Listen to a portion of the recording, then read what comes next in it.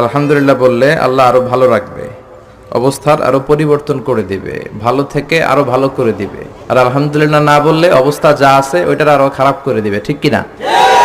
জহরাল ফাসাদু feel বাররি ওয়াল বাহর বিমা কাসাবাত আইদিন নাস।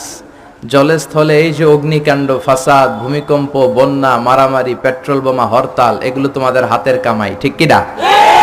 আমরা যদি ভালো হয়ে যাই, আমরা যদি নামাজি হয়ে যাই, আমরা যদি মুত্তাকি হয়ে যাই, আমরা যদি আল্লাহ ওয়ালা হয়ে যাই, এই ঝড় তুফানও আসবে না, এই ভূমিকম্প আসবে না, হরতাল হবে না, মারামারি হবে না, দেশটারে শান্তির একটা টুকরায় পরিণত করে দিবে কে?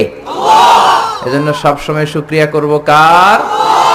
শুকরিয়া করলে আল্লাহ নেয়ামত বাড়ায় দেয়। লা ইন শাকারতুম লা আযীদান্নাকুম ওয়া লা ইন কাফারতুম ইন্না আযাবি লাশাদীদ। যদি নেয়ামতের শুকরিয়া করো তো নেয়ামত বাড়ায় দিব, আর যদি কুফরি করো আযাব দিব।